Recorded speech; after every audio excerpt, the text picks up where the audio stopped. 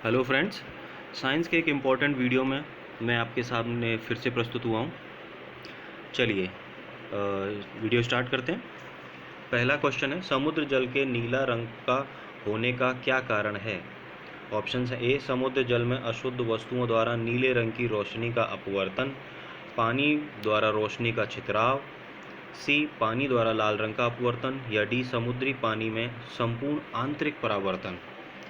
तो खुद से आप एक बार सोचने की कोशिश करेंगे।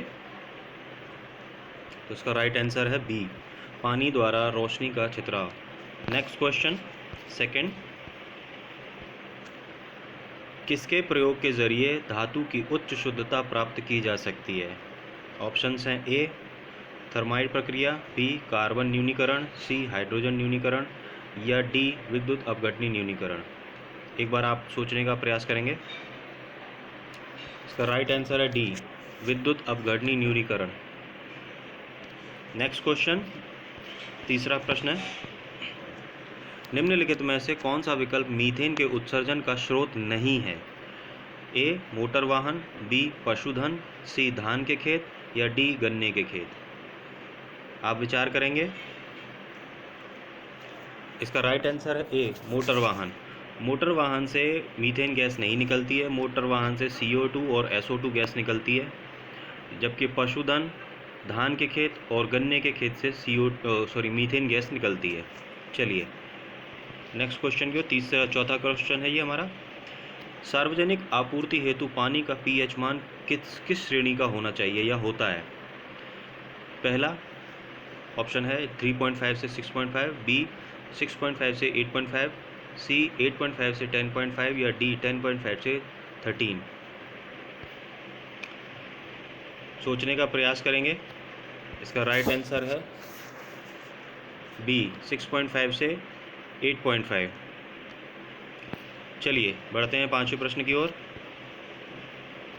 पर्दे पर उत्तल लेंस द्वारा वस्तु की वास्तविक आकृति बनती है। यदि उत्तल लेंस के ऊपरी भाग को अपारदर्शी कागज से ढक दिया जाए तो छवि पर क्या प्रभाव पड़ेगा? अच्छा क्वेश्चन है, याद रखेंगे। ऑप्शन है ए, वस्तु के निचले भाग की ही छवि प्राप्त होगी, बी वस्तु के ऊपरी भाग की ही छवि प्राप्त होगी, सी कोई भी छवि प्राप्त नहीं होगी, या डी वस्तु की पूर्ण छवि प्राप्त होगी परंतु उसकी तीव्रता कम हो जाएगी। एक बार आप सोचने का प्रयास करेंगे। इसका राइट आंसर है डी, वस्तु की पूर्ण छवि प्राप्त होगी परंतु उसकी तीव्रता कम हो जाएगी। छठे प्रश्न की ओर बढ़ते हैं। स्थिर गति से दौड़ रही एक रेलगाड़ी में बैठा यात्री लंबवत ऊपर की दिशा में गेंद फेंकता है, वह गेंद कहाँ गिरेगी? इंपॉर्टेंट क्वेश्चन है। ऑप्शंस देख लीजिए। ए यात्री के हाथों में, बी यात्री के सामने, सी यात्री के पीछे, या डी वह रेल की गति की दिशा पर निर्भर करता है। एक बार आप सोचिए। इसका राइट आंसर हो जाएगा ए, यात्री के हाथों में। यात्री के हाथों में इसलिए क्योंकि जिस ट्रेन में व्यक्ति बैठा है उसी ट्रेन में गेंद भी है उसके हाथ में। अगर वो उसे ऊपर फेंकेगा तो आदमी और ट्रेन के साथ वो गेंद की भी तो दिशा सेम है, इसीलिए वो हाथ में ही गिरेगी। और इस तरह के क्वेश्चन आपको रेलवेज़ में बहुत ज़्यादा पूछे जाते हैं और वनडे एग्ज़ाम्स में। तो चलिए आगे बढ़ते हैं सातवें प्रश्न की ओर। विपर्शी घर्षण क्या होता है? ए सीमित घर्षण से थोड़ा अधिक, बी सीमित घर्षण से थोड़ा कम, सी सीमित घर्षण के समान, या डी सीमित घर्षण के से कभी कम और कभी अधिक। एक बार आप सोचने का प्रयास करेंगे। इसका राइट आंसर हो जाएगा बी, सीमित घर्षण से थोड़ा कम होता है। चलिए बढ़ते हैं आठवें प्रश्न की ओर। निम्नलिखित विकल्पों में से उन हार्मोन की पहचान करें जो बच्चों के बढ़ने में सहायक होता है। ए गोनेडोट्रोपिन, बी ऑक्सीटोसिन, सी प्रोजेस्टेरोन, या डी सोमेटोट्रोपिन। एक बार आप प्रयास करेंगे। इसका राइट आंसर है डी, सोमेटोट्रोपिन। सोमेटोट्रोपिन एक ऐसा हार्मोन होता है जो बच्चों की जो वृद्धि दर होती है उनकी बढ़ने में सहायक होता है। चलिए नौवें प्रश्न की ओर बढ़ते हैं। निम्नलिखित पशुओं में से कौन सा पशु स्तनपायी प्राणी समूह का नहीं है? ए कंगारू, बी स्कोलियोडोन, सी हिप्पोपोटामस या डी वेल। सोचने का प्रयास करेंगे। इसका राइट आंसर हो जाएगा बी स्कोलियोडोन। चलिए 10वें प्रश्न की ओर बढ़ते हैं। संतुलित आहार में भोजन के किस अवयव से अधिकतम ऊर्जा प्राप्त होती है? A vitamin, B protein, C lipid या डी कार्बोहाइड्रेट। एक बार आप सोचेंगे। इसका राइट आंसर है डी कार्बोहाइड्रेट। कार्बोहाइड्रेट एक ऐसी चीज़ है जो किसी भी भोजन या कभी भी हमें जब इंस्टेंट एनर्जी की ज़रूरत है, एनर्जी का जो स्रोत है वो है कार्बोहाइड्रेट। इसे आप ऐसा याद रखेंगे आप। 11वां प्रश्न, रक्त स्कंदन विकार किसकी कमी के कारण होता है? ए कैल्सिफेरॉल, बी फिलोक्विनोन, सी पायरोडॉक्सिन या डी टोकोफेरॉल। एक बार आप सोचेंगे। इसका राइट आंसर हो जाएगा बी फिलोक्विनोन। नेक्स्ट क्वेश्चन की ओर बढ़ते हैं। 12वां प्रश्न है, निम्नलिखित में से कौन सा हार्मोन पीयूष ग्रंथि से स्रावित नहीं होता है? ए सेक्रेटिन, बी प्रोलेप्टिन, सी ऑक्सीटोसिन या डी वैक्सोप्रेप्सिन। आप सोचने का प्रयास करेंगे। इसका राइट आंसर है ए सेक्रेटिन। ये जितने भी मैं आपको क्वेश्चन बता रहा हूँ ये बहुत ही इंपॉर्टेंट हैं, चाहे आप रेलवे की तैयारी कर रहे हो या फिर यूपी के किसी भी एग्ज़ाम लेखपाल या एसआई या फिर एमपीएसआई, एमपीपीसीएस, यूपीपीसीएस, उनमें जो साइंस के क्वेश्चन आते हैं ये सारे इंपॉर्टेंट क्वेश्चन हैं। सो इन्हें आप या तो लिख लें या फिर आप इसको डाउनलोड कर सकते हैं मेरे टेलीग्राम चैनल से, ठीक है। इन्हें आप याद कर लीजिए, बहुत इंपॉर्टेंट क्वेश्चन हैं और कई बार इन्हें दोहराया जा चुका है। 13वें प्रश्न की ओर बढ़ते हैं। प्रसिद्ध डॉली भेड़ किस तकनीक के परिणाम स्वरूप अस्तित्व में आई है? ए क्लोनिंग, बी संकरण, डी अछूती वंश वृद्धि या डी उत्तक संवर्धन। एक बार आप सोचने का प्रयास करेंगे। इसका राइट आंसर है ए क्लोनिंग। और इससे एक क्वेश्चन और बनता है कि आपको ऑप्शंस में दे देगा, डॉली का नाम दे देगा कि डॉली क्या है, तो उसमें आपको 4 जीवों के नाम दे देगा। तो ये हमेशा याद रखना, डॉली एक भेड़ है जो कि क्लोनिंग के थ्रू तैयार की गई थी, ये पहली भेड़ है। चलिए 14वें प्रश्न की ओर बढ़ते हैं। भोजन के किस अवयव का सकल कैलोरीफिक मान सर्वाधिक होता है? ए विटामिन, बी प्रोटीन, सी वसा या डी कार्बोहाइड्रेट। एक बार आप सोचेंगे। इसका राइट आंसर है सी वसा। वसा का कैलोरीफिक मान सर्वाधिक होता है। चलिए बढ़ते हैं 15वें प्रश्न की ओर। क्षय रोग से बच्चों को सुरक्षित रखने के लिए कौन सा टीका दिया जाता है?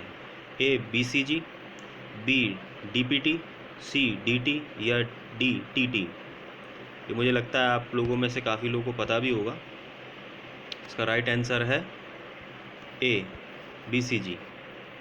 चलिए बढ़ते हैं अपने 16वें प्रश्न की ओर। निम्नलिखित जीवों में से किसमें कोशिका में अच्छी तरह से व्यवस्थित न्यूक्लियस नहीं पाया जाता है? ए एंटामीबा, बी हाइड्रा, सी स्पायरोगेरा या डी बैक्टीरिया।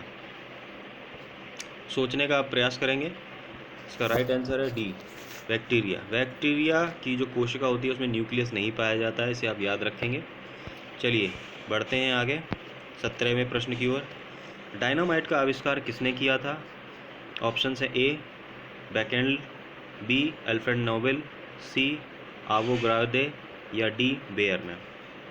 इसका राइट आंसर है बी अल्फ्रेड नोबेल ने डायनामाइट का आविष्कार किया था। चलिए बढ़ते हैं 18वें प्रश्न की ओर। हीरा तथा ग्रेफाइट में समान है, तो हीरा तथा ग्रेफाइट में क्या चीज़ समान होती है? ए विद्युत चालकता, बी कैलासिस संरचना, सी घनत्व या डी परमाणु भार। हमेशा याद रखेंगे हीरा और ग्रेफाइट का जो परमाणु भार, जिसे हम एटॉमिक वेट भी कहते हैं, ये हमेशा समान रहता है। चलिए बढ़ जाते हैं अपने नेक्स्ट क्वेश्चन की ओर। 19 नंबर का क्वेश्चन है ये। विट्रियोल का तेल किसे कहा जाता है? A potassium dichromate, b phosphoric acid, c calcium dihydroxide या डी सल्फ्यूरिक एसिड। ये 19वें नंबर का क्वेश्चन है, आप एक बार अपने खुद से सॉल्व करने की कोशिश करेंगे, इंपॉर्टेंट क्वेश्चन है। इसका राइट आंसर है D sulphuric acid. Sulphuric acid को दूसरे शब्दों में कहा जाए तो विट्रियोल का तेल या ऑयल कहा जाता है। सो बहुत अच्छा है और इम्पोर्टेंट क्वेश्चन है, बच्चों को घुमा देते हैं ऐसे क्वेश्चन एग्ज़ाम में। चलिए 20वां प्रश्न है हमारा, रक्त कैंसर को कहा जाता है ए रेबीज़, बी हाइपरमेट्रोपिया, सी ल्यूकेमिया या डी इनमें से कोई नहीं। तो आप एक बार सोचेंगे, इसका राइट आंसर है सी ल्यूकेमिया। ल्यूकेमिया को ही आप रक्त कैंसर कह सकते हैं। इसमें होता क्या है कि एक बार मैं बता देता हूँ, इसमें जो रक्त कैंसर जो होता है, इसमें जो हमारे आरबीसी होते हैं ना, तो उनकी संख्या ज़्यादा हो जाती है जो नहीं होनी चाहिए। कैंसर किसी भी पार्ट में कभी भी जब होता है तो कोई भी सेल हो या किसी भी चीज़ जो बॉडी में होता है वो जो एक्स्ट्रा अमाउंट हो जाता है वही धीरे धीरे कैंसर का रूप ले लेता है। सीधे भाषा में बोला जाए तो यही होती है कैंसर की डेफिनेशन। चलिए बढ़ते हैं 21वें क्वेश्चन की ओर।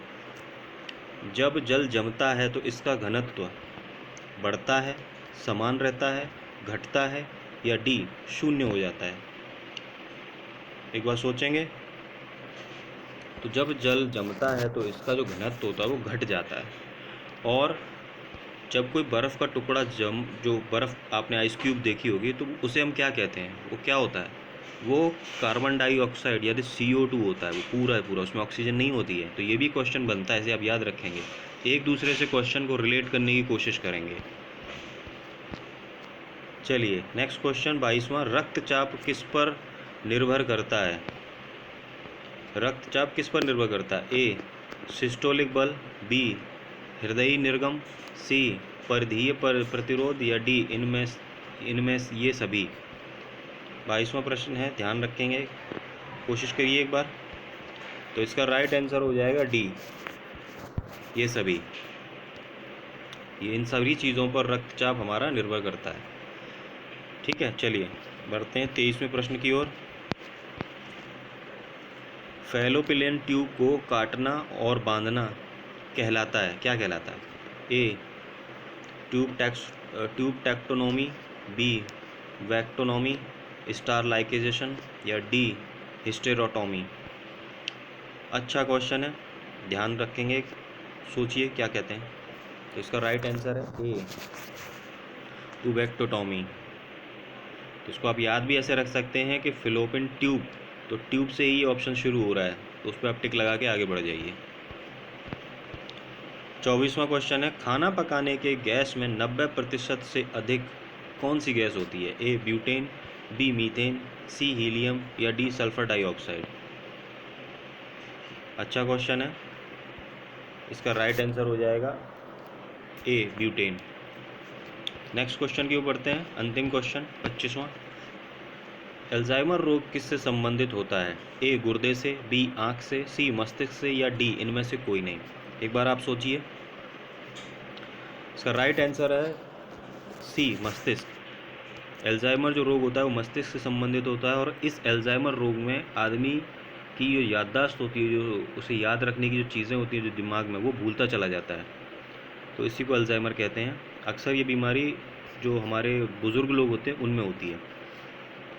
तो अगर आपको मेरा ये वीडियो इन्फॉर्मेटिव लगा हो तो प्लीज़ आप लाइक करें, सब्सक्राइब करें। इस समय मुझे आपके सहयोग की ही आवश्यकता है, और जितना आपका सहयोग मिलेगा मैं उतने ही अच्छे वीडियोस लाऊंगा। अभी मैं एक सोच रहा हूँ कि एनसीईआरटी की एक सीरीज़ स्टार्ट करता हूँ, जिसमें आपके हिस्ट्री भी होगी और ज्योग्राफी भी होगी, और वो एनसीईआरटी के जो मैं आपको चैप्टर्स पढ़ाऊँगा वो उनकी समराइजेशन करके मैं पढ़ाऊँगा। तो जो भी आप कोई भी एग्ज़ाम देंगे, स्पेशली स्टेट पीसीएस, तो उनके लिए बहुत इम्पोर्टेंट रहेगी। ठीक है, तो यहीं पे मैं अपनी बात समाप्त करता हूँ। जय हिंद, जय भारत।